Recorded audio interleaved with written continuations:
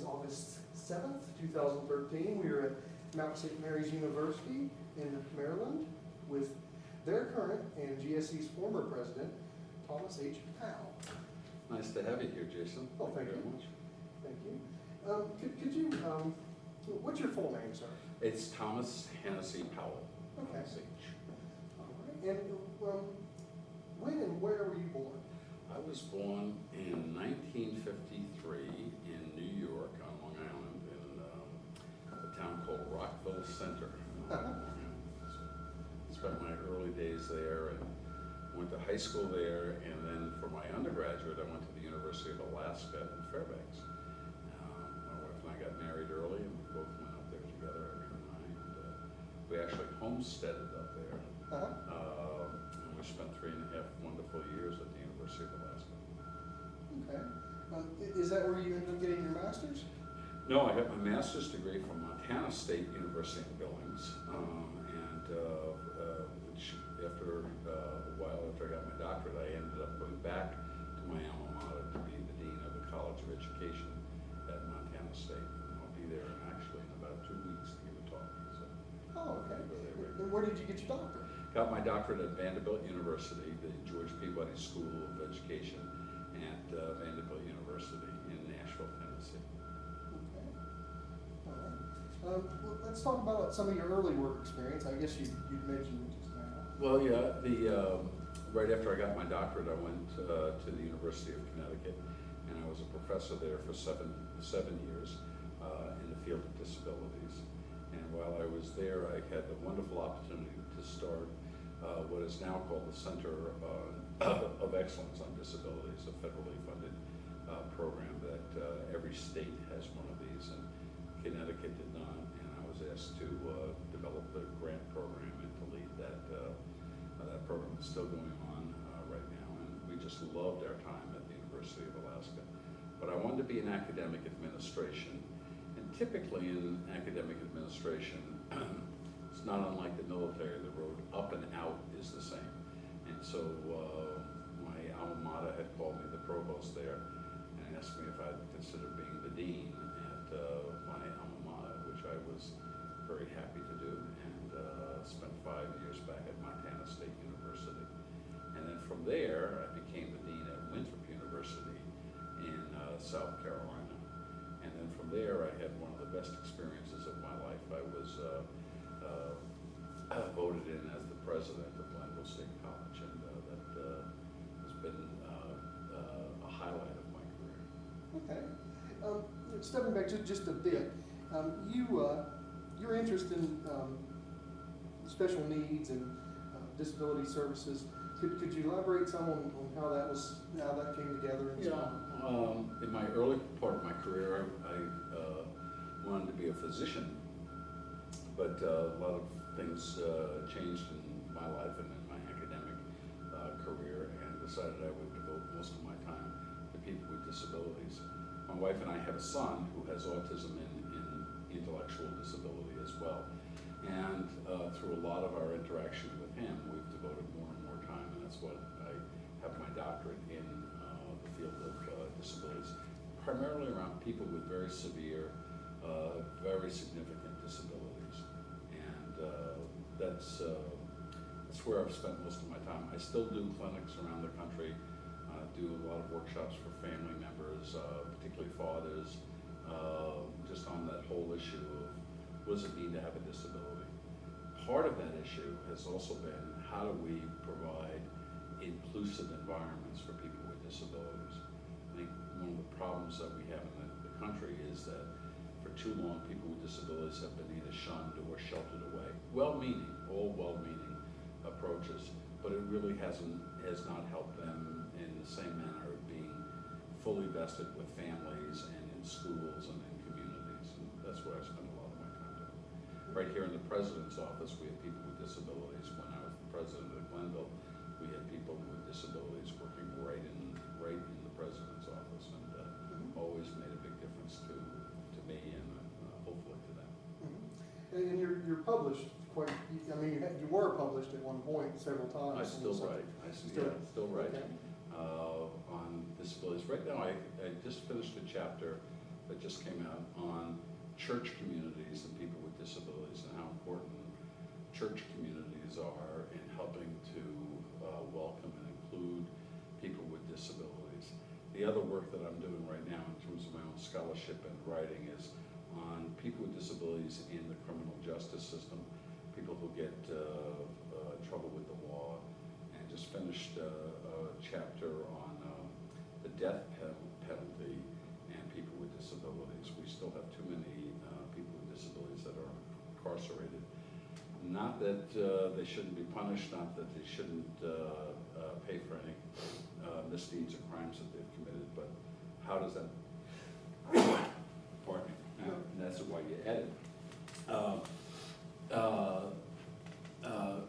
How does the criminal justice system deal effectively with people with disabilities?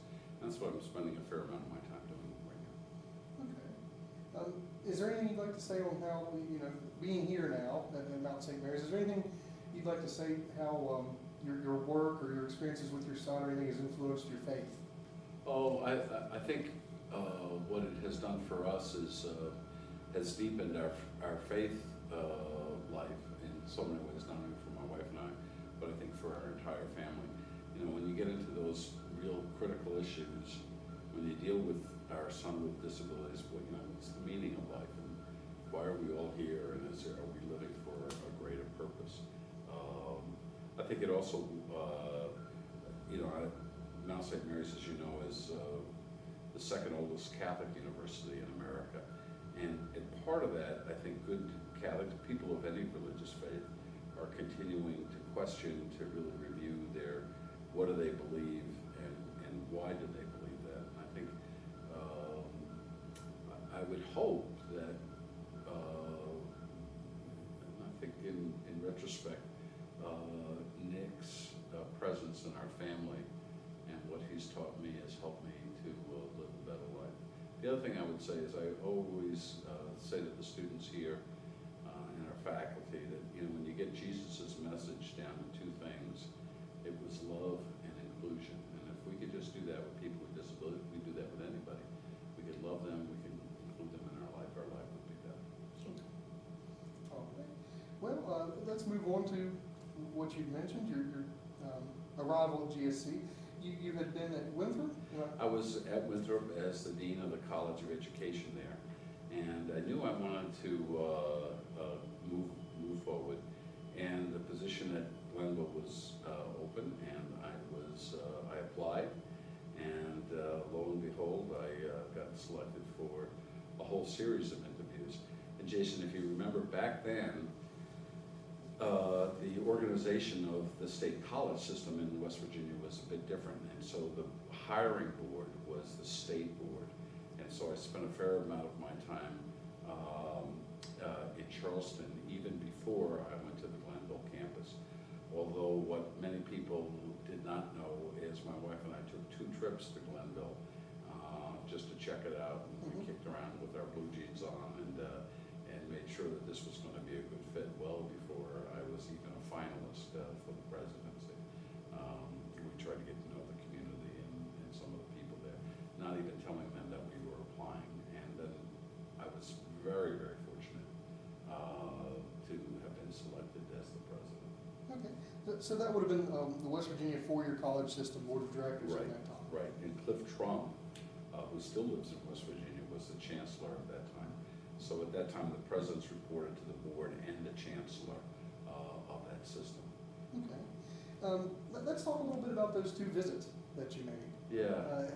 Is there anything you'd like to say? Glenn, we were coming from Rock Hill, South Carolina, so Glenville was a very small place for us, and it still is.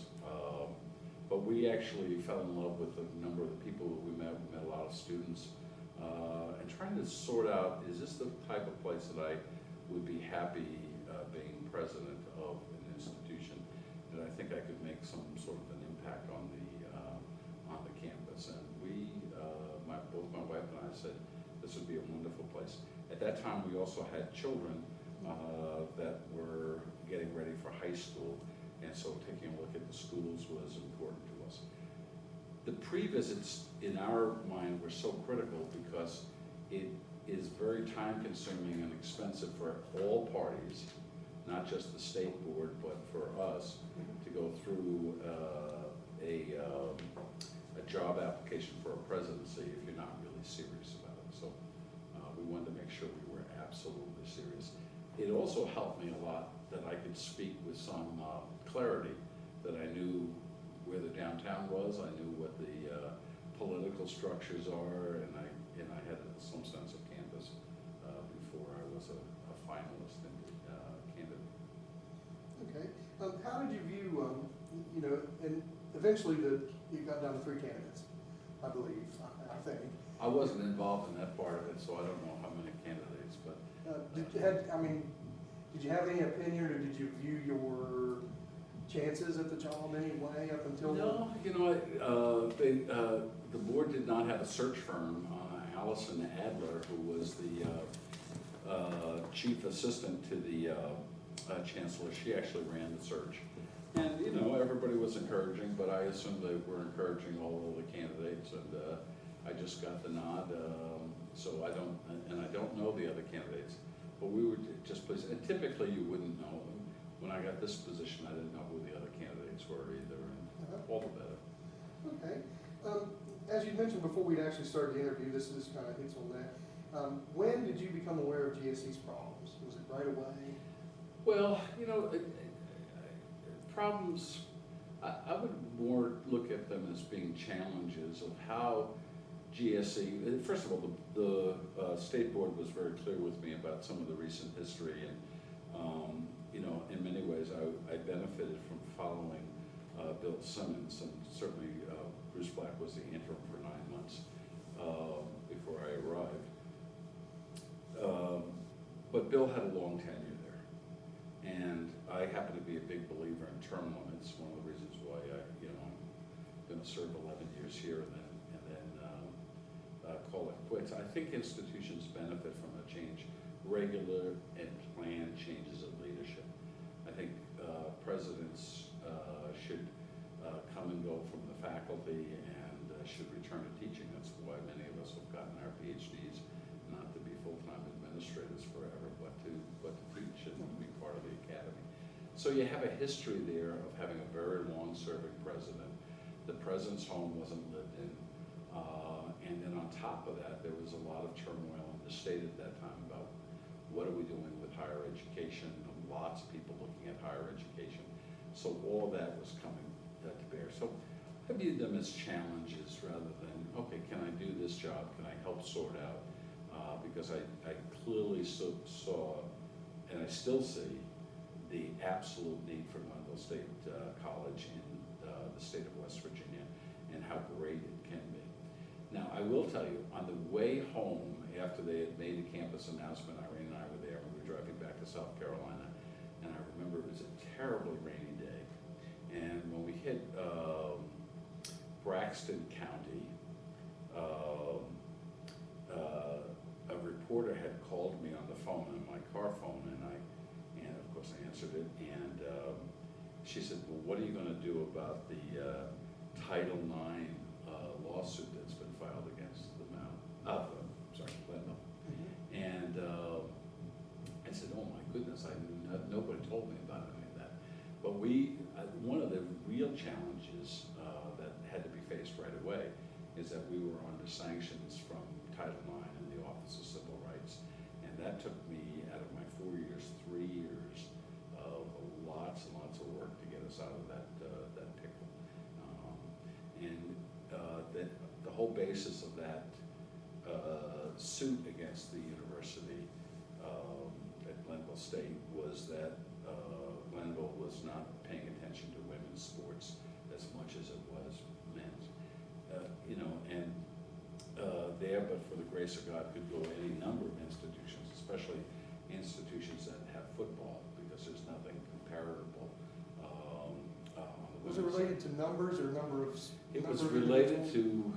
to, absolutely, they take a look at roster, how many men were being served versus women, and it also related to what's the interest of women, and is there some general equity, so that if you're running a men's basketball program or you're the same resources to run the women's in terms of number of coaches, travel budgets, recruitment budgets, and the number of scholarships given. And we had some inequities in that area, and they needed to be addressed. There was absolutely no question that we had some challenges. And unfortunately, after 3 years of working with the Office of Civil Rights, they gave us a good, clean bill of health and said, you made it, you did it, and the sanctions were removed. I also understand that there had been, I'm not sure if it was prior to your administration or right at the beginning, but some things came to a head regarding finances in the football program, mainly due to the high success of the program and built up a number of expenses. Do you recall anything about that? Yeah, I don't recall that. What I do recall is in my first year there, in my first actual football season, I had 3 head football coaches. And 2 of them were let go for various issues. Then we hired Paul Schaffner, who was absolutely excellent. Paul was just coming from Lafayette, but was an assistant in the Penn State program. Just a terrific man, and really understood what the role of Division II football is. I don't remember the expenses, although I will tell you that, that part of the challenge at Glenville is running a good Division II athletic program with very limited resources. And when you take a look at our students who are not student athletes, they're the ones who pay the bill. And so trying to provide equity to those students who are really there to get an education, and we're not necessarily attending football games or basketball games, and we're not participating in the sport world. What presidents need to do, I think, and we have it here at Mount St. Mary's, we're Division I, is to balance that out. Like how much should I be spending in athletics? Because the ultimate bill goes to the students, always goes to the students. Toward my end of my tenure at Glenville, I convinced the board that we should have a surcharge on every student athlete, and that was a great deal of controversy. I was interviewed by ESPN. I said I finally made it to ESPN, but not for my golf game. It was for I still feel that our student athletes need to pay something to go to school. It's only fair. But that was a great deal of controversy. And then one of our donors, Mike Morris, who's been very, very good to Glenville State and the city of Glenville and the county of Gilmer, as well as West Virginia. He's just been a good guy all the way around. But he ended up making up some of that shortfall with our budget, so which was all very good. Okay. Stepping back a little bit, back to the board of directors, the state board of directors. Is there anything else you'd like to say with the initial interactions with them? Were you aware that a restructuring of higher ed was about to take place? No, I wasn't, and there were all sorts of. As soon as I was elected and they made the announcement, I was getting calls from while I was still in South Carolina from a number of people in West Virginia, and in fact, a number of our legislative representatives had called me in South Carolina to talk to me about Glenville, how they can help Glenville, the tone there, Jason, was how do we keep it open? And that worried me a great deal because there was other people outside of the university talking about whether or not it's a viable institution to keep open. In your opinion, what brought about that at the end of the mid-90s on? Well, I don't know because I inherited, but if I could guess, and just from talking to a lot of people, you've got a number of institutions in the state, and there's some reason for it. One just needs to look at the geography of West Virginia to understand all the various institutions and that they serve a different role. But if you're just looking on the outside, and the state had a lot of consultants coming in and looking at the amount of higher education per capita, and if you just look at it on paper, you begin to say, well, we've got too many institutions here for the number of people who are really seeking their degrees. So people in Lewis County can go easily to Fairmont and, you know, and dividing up the state. Do we really need, could you take those resources that are going into Glenville and spread them around to other institutions? But, Yeah. on the other hand, I mean, being that, you know, a lot of the other institutions were very, very close together, being Glenville is, I think, 70 miles from the nearest state-run institution. That's exactly my argument, and my argument is that if you take that away from central West Virginia, and, you know, and again, some geographer may argue with me, but I can't think of a more central location in one of the poorest sections of West Virginia, and yet we have an institution of higher education that not only educates students, but provides a cultural resource, provides so many other resources, and economic development for that area. And that's the part of that strong argument, that if you take that away, those kids from Calhoun County may not be going anyplace. Those kids from Braxton County may not be going anyplace. So we have an obligation. I think even what I would say, and I think after 4 years, the number of people in Charleston got tired of me, because I would talk about a moral obligation to keep the place absolutely vibrant.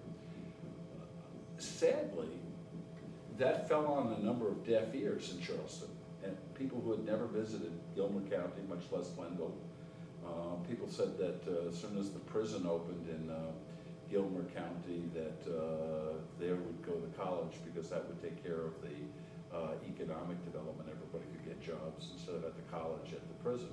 Never happened. As many of us said, that's not going to happen. Those are totally different systems.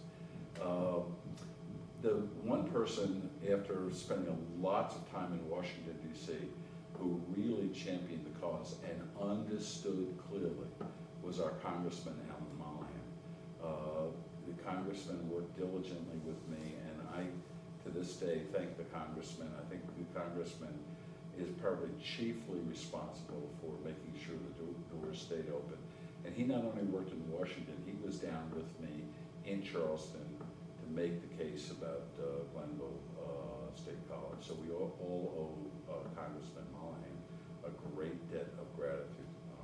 And of course, Senator Byrd helped me out tremendously. And when Senator Byrd, rest his good soul, understood where we were going in terms of Glenville and some of the challenges, he was quick to get on the phone with folks saying, you know, I don't want Glenville to be touched, and was helping us out financially. The new student center, the Alan Mollahan Center, was essentially Senator Byrd's doing. Okay. So would I be right in saying, you know, basically chalking it up to really we just did not have adequate representation in Charleston? I would say so. I would say that if you take a look at, we didn't have any delegate from, when I was there, from Gilmer County. We had them from Calhoun and Braxton County, and Senator Sharp from Lewis County. But we didn't really have anybody fighting the fight for Gilmer County. And that left a big void with a number of people. We were not, it was always ad hoc to somebody's concern, not their main concern.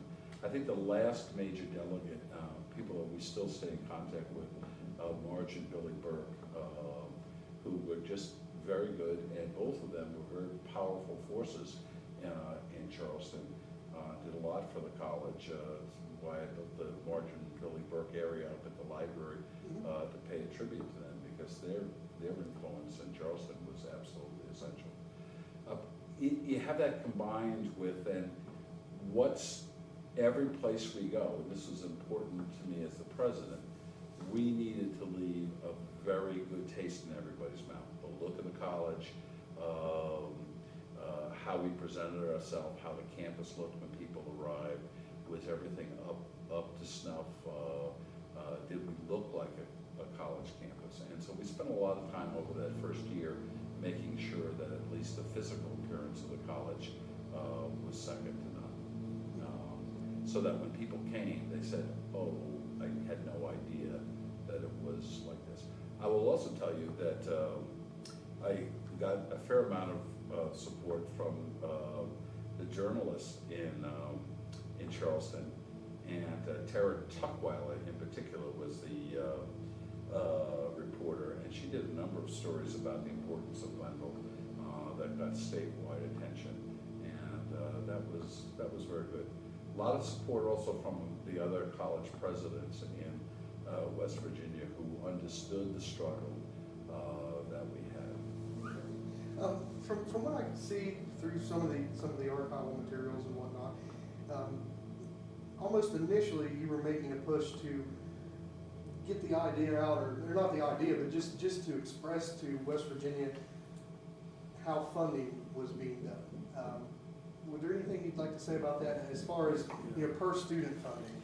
Well, there's this belief, and I think that this happens in lots of places in America, it's not unique to West Virginia, that if you're living in a rural area, you don't need as many resources, so we can keep everybody down on the farm by, strictly underfunding it. Those people aren't going to complain. And I would make the argument that it's just the opposite. If you're going to take a job in Glenville, you really have to pay your faculty more to attract high-level faculty, because it's more expensive to live in a rural area. And people say, well, how can that be? Well, if you want to just go out to eat, and I used to use the silly example that, the dry cleaner was in Weston. Every place you go, you have to be traveling to. We had no movie theater in town, very limited opportunities for recreation, and it required travel. Every meeting required travel, and it's that added stress on people's lives really required us to pay more. So then you get us the new Higher Ed Policy Commission, and I was not particularly successful in trying to get them to look at our per student funding and why it needed to be higher than even WVU. And then they would say, well, but you're not WVU. And I said, yeah, but WVU has other sources of income, namely football, that we will never have. We needed the state to say, because we recognize the importance of the people of central West Virginia, albeit if you look at a demographic, many of them are poor, so how do you change that? You change that through higher education, and you can't do higher education on the cheap. There's no way to do it. We are a people-intensive resource. So then what I used to rail against, and didn't make me a very popular boy down in Charleston, whenever we had surveys coming out that the Glenville faculty, Glenville administrators were all paid among the lowest in the state, the argument that I was not successful in making is it should be the opposite. We should be the highest paid. You come to work at Glenville, you will, because we know you're not going to have other amenities in your life, you're at least going to get paid more. But that was not the prevailing attitude there. And I would say this, Jason, and I think part of the history there, which is not pleasant to talk about, but the Higher Ed Policy Commission hired a chancellor, Mike Mullins, who told me several times he didn't think Glenville was viable, and consequently, I continue to this day to believe that a lot of the roadblocks we had during my last 2 years there were generated by a chancellor who wasn't very supportive. Instead of rolling up his sleeves and saying, how can I help you? It was, Tom, I don't think Glenville needs to be a part of the system, and you would be better being a community college, a 2-year college. And that set up some natural animosity that I could not in any way support that, which then made making arguments for other additional funding very difficult because we were at continual odds with each other. He's now since moved on, and I've met the chancellor who followed him, who really, I was so pleased because, and I unfortunately forget his name, but he had we were at Peter Barr's inauguration, and we had a half an hour to talk, and he seemed to get it. He understood how important this institution is to the whole state of West Virginia. Okay. A couple other things I really want to mention that came up in what you're saying. Even prior to or right as you were assuming office at Glenville, the community college thing had been blowing up in West Virginia for several years. They kept saying, we need more work, basic, small amounts of education, straight to workforce type of thing. They developed I could be wrong with the dates, but I think there was a northern and a southern, and then they developed an eastern. Do you envision that there was works to develop a western with Glenville being the main office? Well, I never heard it that way. One of the things I give, and there's so many reasons to give Bill Simmons so much credit. He recognized that during his presidency and worked very hard to establish two programs. The one in Parkersburg, which then became a branch of WVU, Parkersburg. Well, that was Bill's idea. And then he developed the campus in Somersville as a way of, and when I got there, it was Glenville State College, and we also had Glenville State Community College. They were all one. I had Nolan Browning was our provost of the community college. We were no longer associated with Parkersburg when I became the president. But those community colleges, the state is right, we need community colleges, there's no doubt about it. But we also need 4-year degree programs too. I was asked at one point whether I would support us becoming a 2-year college, and I was adamant with the policy commission and the chancellor that absolutely they would have to fire me, get another president before I would agree to that. Mm-hmm. Now, right when I got appointed to this position, weeks after the announcement that I was going to Mount St. Mary's, they made a move to separate Somersville from Glenville. And at that point, when I had announced that I was leaving, I had no longer any clout to do much about it. Mm-hmm. Other than we worked long and hard on the Somersville campus, we expanded its physical footprint and provided more resources down there. And it was a pretty good operation. I thought it was a great community college. But in that, it became part of New River Community College, and I spent a lot of time in Somersville with all the politicians down there to keep that viable. But that was Bill Simmons' idea, and it was a good idea. It was a great idea. Okay. I'd like to talk a little bit about the formation of the HEPC, and what I'm seeing as an outside eye. I'm almost seeing a pushing all the state colleges into more competition with each other. I mean, would I be? Yeah, well, certainly you're going to have more competition. There's only so many people we're going to attract. Glenville, when I was there, had like 95% of our students were from in-state and very few out-of-state. And the few out-of-staters we had a program that we developed with Washington, D.C. Through one of their tuition assistance programs. But so if that's true throughout the state, I think you take a look at Concord and Fairmont and all of even West Virginia State University, our historically black university. The population is West Virginia, so if there's only so many high school students, we're going to be competing with each other about why come here versus someplace else. My idea, and I could never sell it, is that we should have one tuition. But the HEPC, the Higher Education Policy Commission, and what they viewed as certainly their responsibility, they viewed it as their wisdom, was to make us all competitors around price. And I thought that was absolutely the wrong public policy notion to do, that if we're all accredited by the same accrediting council, we all should be offering the same degrees that are recognized by the state at the same issue. Why should people at Concord be paying more than at Glenville? And consequently, the places that students pay more, they have more resources. And the place that needed to have more resources was Glenville. But again, I think there was, and I don't want to overthink it or overanalyze it, but I always felt as president there was I don't know whether I want to call it patronizing from some of the folks, but it was certainly a disregard for Glenville by some of the policymakers and some folks in Charleston that it just wasn't worthy enough of our attention.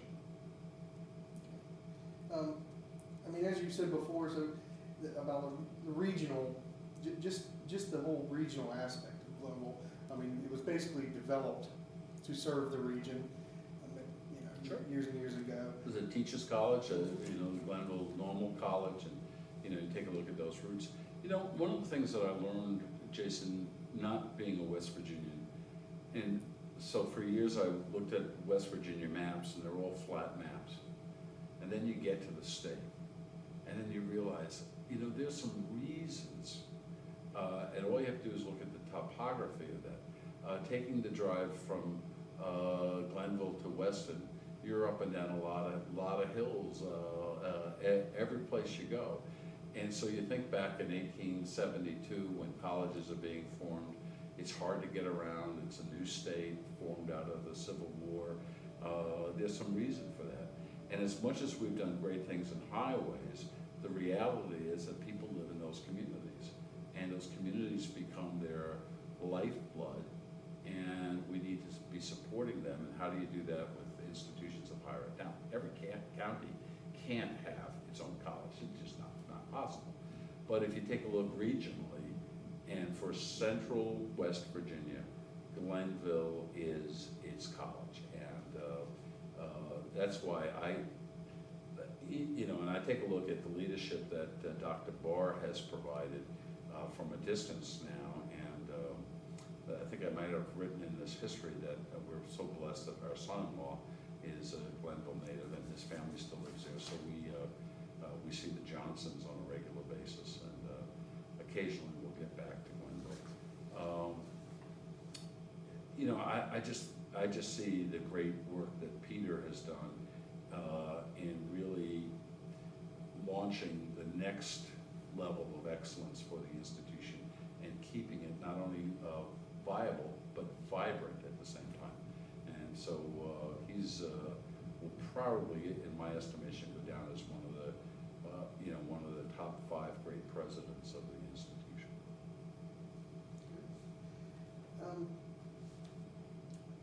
Let's do a quick run through. Can I get a cup of coffee? Yes. Yeah, do you want a cup? No. I'm a coffee addict.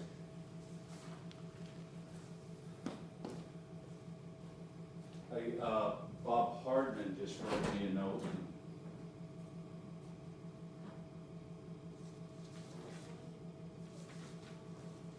It was a little bit, but Jason didn't stop it. He knows he can. Okay. Now, a whole lot of things came about during your presidency. I mean, you weren't there a whole long time. 4 years. But you did a Yeah. lot. Let's talk a little bit about that. You mentioned the president's home. It had not been lived in years. Dr. Simmons, was a Glenville native, so he had a beautiful, beautiful farm, not too far from campus, but him and his wife lived on that farm. And so it wasn't lived in. And one of the stipulations that the state board made for Irene and I is that we had to live in the president's home, which we enjoyed no end, and we said, oh, of course. But because the house hadn't been lived in for a while, we had to do some of the minor renovations and carpeting and all of those things, and having it painted and outfitted. When I first got there, the side yard was used as a parking lot, so it was all mud. And so we restored that and put grass in and a nice little pavilion. And somebody gave me some money. One of the first donations I received, an alum gave us $40,000 to have portraits painted of all the presidents, which I told him, first of all, you can't, with some 20 some odd presidents at that time, we weren't going to be able to paint them for $40,000. So I ended up designing a wall with little plaques on there. Yes. And we called it the President's Wall. And that all came about as a way of refocusing a donation the right way. But it also helped us make the president's home more of a home. Now, one of the challenges of that home, it's a beautiful house, and we have a nice picture of it in the president's home here, is that it's obviously right next to the student union, and across the street is the field house and all of those other things. So we had this joy of living in a bubble. Everybody knew when we went to bed, everybody knew when we got up, and one of the other joys that we had while we were there and enjoyed for all 4 years, that we never had a family barbecue without people from downtown just coming up and asking if they could eat with us. And we had so many different people. And at first I was put off by it the very first time it happened. I said, well, of course, yeah, we got extra hamburgers and hot dogs. But then it got to be something we expected. And people would come and just, you know, they were like part of the family. And we love that. Just good people. Okay. Another thing that came about during your presidency is the opening convocation. I guess before there was some sort of opening ceremony, Yeah. but not as. I learned about opening convocations thanks to my time at Winthrop University, where I saw an opening convocation which I thought was exemplary, better than any other institution I had seen before. So I tried my best to replicate that as a way of welcoming students in. And also, you know, in academia, we do a good job at the end. We do commencement very well. Mm-hmm. But and so I got a team together very early and said, we're gonna do this and invite not only our students, but invite the community and have a picnic afterward. And during my 4 years, those were always a very good day. Everybody seemed to enjoy it. And no matter what faculty tell you, any place, most of us like to get dressed up in our robes. So everybody get dressed up in their robes, and we would have a march down to it. And it was always good fun. So. And it's still something that's ongoing today. Oh, good. I'm glad to hear it. And you know, let's talk about some campus renovations and things that went on. You know, I'll be the first to say that you know some things that fell by the wayside. You know, potentially just needed new eyes, maybe to see. Yeah, that's a good way to put it. And that's why I think presidency should turn over. I'm a big believer in why turnover is important, because you get new eyes, and what you see when you're first starting versus on year 10. Year 10, it's part of your house now. You know, you don't see it anymore. I remember driving down Mineral Road, and Bob Hartman was in the car with me, and we were looking up the hill, and there were these very dilapidated trailers, not mobile homes, but true trailers with the wheels on them. And they were dilapidated, something like out of the 50s. And I said to Bob, who owns those? And he looked at me and he says, well, I think you do now. Mm-hmm. And I said, so the college owns those? He said, yeah, and unfortunately we rent them out. And at that moment I said, we're gonna do something about it. And within a few months we had them all closed. We found other places for those people to live. Mm-hmm. And then we utilized that to say, let's put up something that we can be proud of. And that was the seeds for that Pioneer Village that got built there. And I wish I could be building programs like that for that price. That cost us $5 million. And you know, with what I'm building here now, price has almost tripled to do those type of projects. But we also had a problem at the same time with Bennett Hall needed a fair amount of renovation. And so rather than renovating the old hall, we shifted over there to provide space. I think at that point, Pioneer Village was housing 160 students thereabouts. So, but that was part of those new eyes, just take a look around and say, well, what can we be fixing up here? Okay. You did some, or you had people do some extravagant things with the Administration building. Well, you know, all of that stuff with the, I wanted to move the president's office, just to make a statement that, you know, there's a new president. Dr. Simmons was in that office for 22 years. And I sat down with the director of our physical plant at that time. His name was Bob DeBray, an absolute wonderful director of physical plant. And Bob and I began, in fact, we would walk around the campus very often on a Saturday morning, and we were looking, and Glenville is also blessed with a number of very skilled craftsmen in our trades program. And we said, what could we do? We had no money. What could we do with our own carpenters, cabinet makers, electricians, plumbers? And so we were able to take a look at that administration building, and we started with the auditorium there. I don't know, it didn't have a name, and I could never get a name for it. The main auditorium as you're walking into the administration building.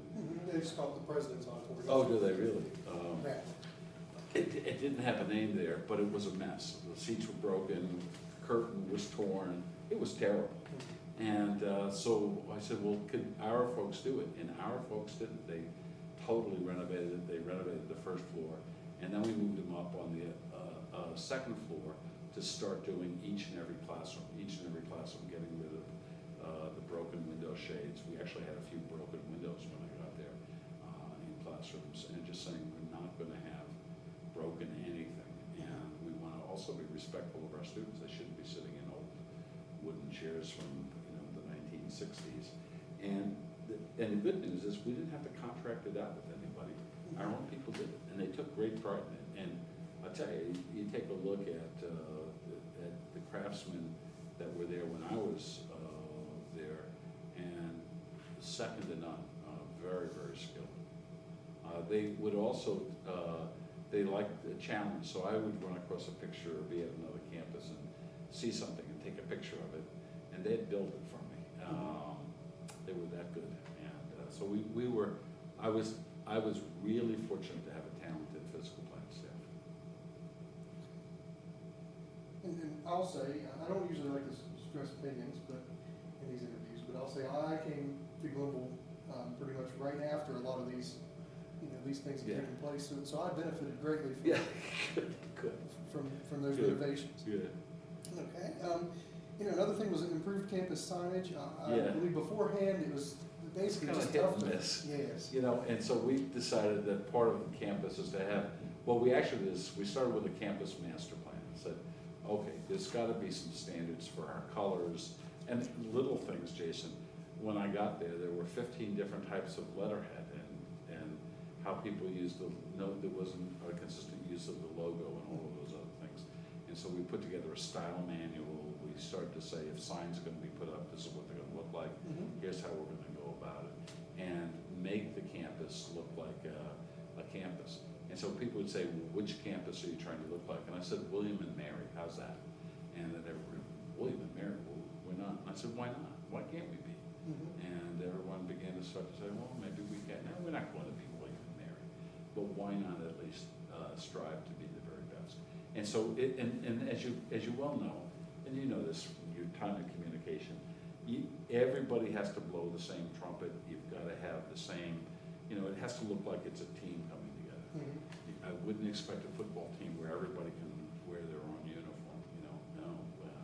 And that I was a stickler with people about, we're going to have one type of letterhead, we're going to have one type of logo, we're going to have one color that's the Glenville color, not all these different shades of blue. And that seemed to work very well. Okay. When you came on board, we were still operating our own food service and bookstore operations. Yes, I didn't, And I understand that especially with food service, there have been some problems even dating 10 years back. Food service is very difficult to operate. There's no doubt about it. And when I got there, and most of the employees ended up with Aramark as Aramark employees. And it's not the good people, it was the lack of supervision and training that happened. So when I got there, having been at other large universities,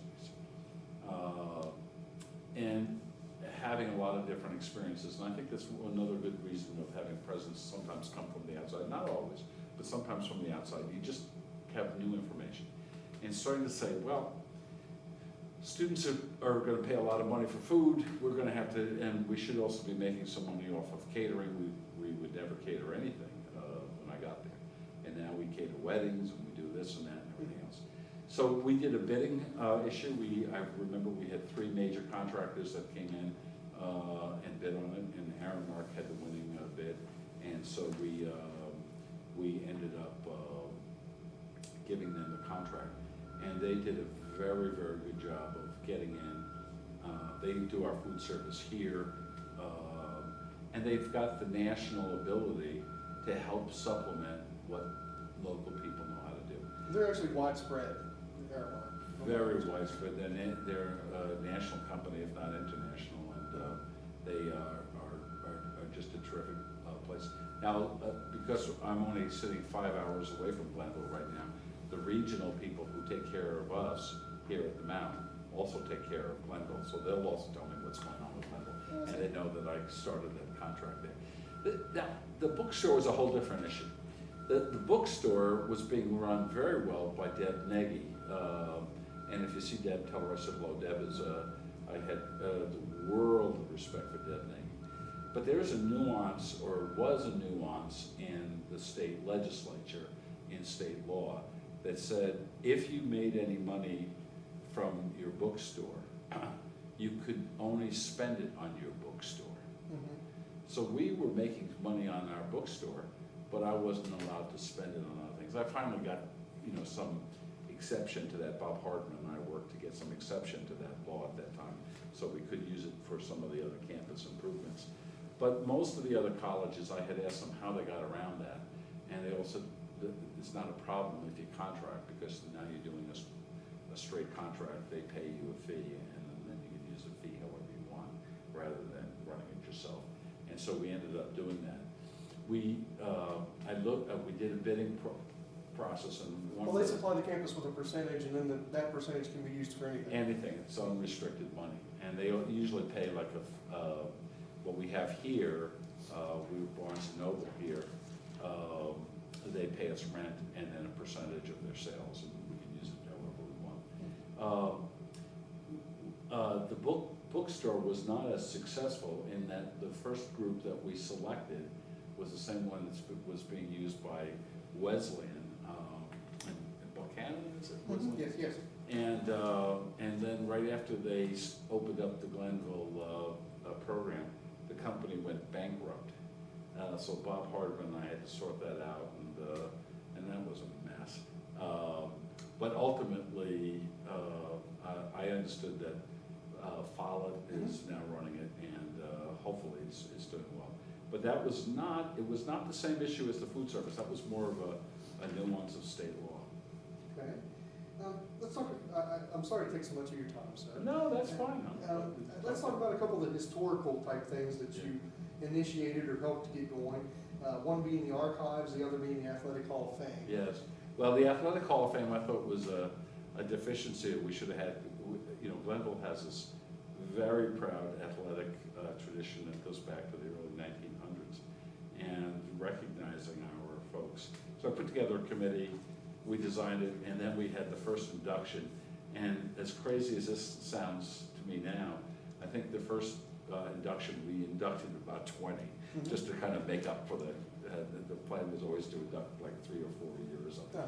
But and I remember that first ceremony went on for at least 5 hours. It was a long ceremony. But I think everybody enjoyed it, and I don't know where it is right now, but we had established it in the physical education building. Is it still there? Yes, Yeah. they may move it to the new, I'm not sure, let's just Yeah, guess. it should be moved someplace prominent. Yes, maybe to the new building. Yeah, that's great. And, but I was very happy to be part of all of that. And the committee that worked on all of that, I got the glory, but the committee did all the hard work. A good group of people. And then I think everybody said, yeah, Glenville needs a Hall of Fame, and every other college has one. So, and I do know that the people that we honored in the Hall of Fame were particularly appreciative of that recognition. So, what was the other one that you mentioned? Well, I was mentioning the archives. The archives. Well, let me tell you about the archives. Okay. We, thanks to Congressman Mollahan, we received some money from the feds from what's called FIPSE, the Fund for the Improvement of Post-Secondary Education. And it was a grant that came every year for about $200,000, and the president had the ability to articulate that. And I was having lunch with congressmen, and we were both kicking around what did Glenville need. And at that time, we were talking about the veterans program. We were talking about you know, keeping the history alive. And I said, you know, Glenville, other colleges I've been to, there's an archives and somebody's keeping that history alive. Mm-hmm. And he said, well, why don't you use the money for that? And I said, yeah. And then, of course, we were thinking, well, how can I find an archivist and, you know, soft money? And so Irene decided to do that. And then I didn't want that. And I told the congressman, I don't want my wife to do that. So then he wrote me a very stern letter saying, if Irene doesn't do that, you don't get the money. No, And and he knew. So Irene did this part-time, obviously. And I'm just so thrilled, Jason, that you're there to do it on a regular and a professional basis. and Larry Seipold was initially involved, is that correct? Yeah. He was actually my mentor Oh, for was some he? time. Yeah, a lot of that happened after we had left though, but I knew he was involved in, you know, we were thrilled that it has continued. And obviously, archives should be clearly a part of libraries and how we share information and keeping the history of this wonderful institutional life. Yes, especially for these institutions that are 100+ years old, I think. Absolutely. Okay. Well, let me see. You know, we just celebrated our 200th anniversary in 2008, Mm-hmm. and just keeping the timelines together. We have huge displays around here about our timelines and all of those issues. It becomes so critically important to everybody to say you're part of an institution Mm-hmm. that just didn't start yesterday. I did meet with one of your librarians before I came to meet Oh, with you. really? I believe it was Miss Ellison, is that so? Yeah. Yes, and she gave me a very nice tour and Good. showed me the collections there. Oh, good, great. Told me about the campus, it was very nice.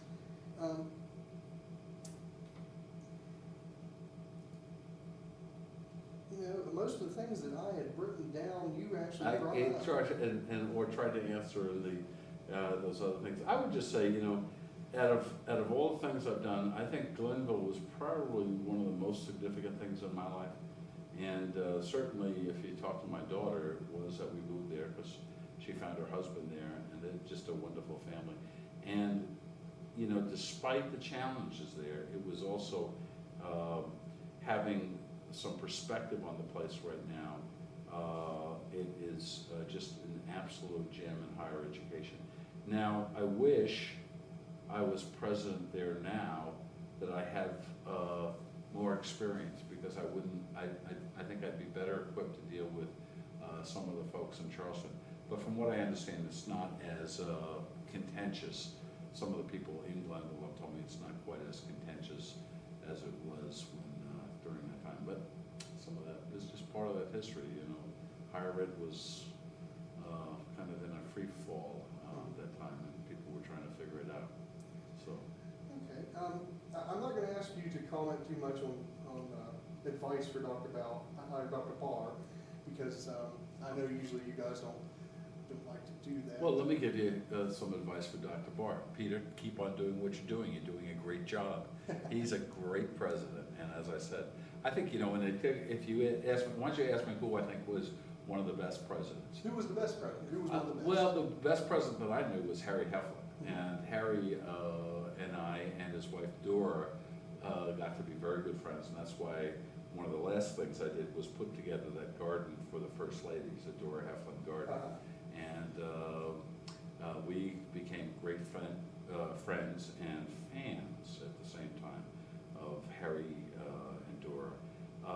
And I think they epitomize Glenville. Graduate of Glenville, goes on to get his doctorate, serves as president of Glenville, and then he goes up to be president of WVU, and then remained active in his retirement life with his alma mater. And I think over there, and so I'm taking a look at Peter Barr and Harry Heflin, and I see those two guys as being are going to go down in the history of Glenville State as two of the very best presidents we've ever had.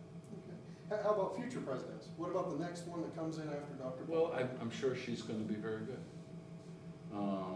It's time that we might look at a female president over here. I would hope that whoever comes understands that their job is not just to be an academic leader, but to be an advocate, and to be an advocate for the people in central West Virginia. I also think, given its location, the relationship that people have, and particularly the president has with the local county commissioners, with the mayor, with all those local people, and not just in Gilmer County, but you take a look at all the surrounding counties in Worth County and Calhoun County, you name Wood County, Lewis County, your home county. It becomes a critical issue to be a part of that. And also important for the people of Gilmer County to recognize that the president just doesn't deal with Gilmer County, that we're bigger than that. We're here to serve the entire state. So whoever becomes the next president, I hope that's not for, and I hope Dr. Barr knows that I'm cheering for him to stay for another 10 years, and he can violate my rule because he's just ideal. But whenever he does step down, it'll be another great time for Crossroads. Big shoes to fill when he steps down. So. Okay. Well, I want to thank you for. Thank you. Thanks for doing this. I think it's exciting. Taking part in this. Yeah, yeah. And I especially want to thank you for your service to Glenville State Oh, College. thank you so much. Well, I tell you, when I got this, and obviously you read my response, I didn't want to do it right away. I said, oh, this is exciting, and it's just a great place. And and of course, as students leave and go on with their life. But I remember that first year I was here, I would get so many letters from a lot of the students at Glenville, and it made a big difference to my life, to leave here and go home, and there's some letters from Glenville, and we miss it. And what happens is you get into the institution, so everybody around here is tired of hearing about how great Glenville is. Now, correct me if I'm Yeah. wrong, but someone had mentioned to me, maybe Denny Pounds, that you've actually implemented something on this campus with the Glenville name. Is that the Glenville wing of something, or? No, but I should. It's a good idea. Everybody around here knows Glenville. And Maybe it was the house, something to Yeah. do with the president's. Yeah, well, the president's house, we have a lot of Glenville memorabilia in the president's house, and so they everybody. There's not too many people. If you bump into new people, they won't know Glenville. But my whole leadership team, they know Glenville. They're on the website regularly, and because they say the president just likes Glenville, and I now have to tell everybody I like Mount. I like Mount. All right. But good, Jason. What a pleasure to Yes. meet you. No, thank you, sir. So, are you going? Is Rob still living in?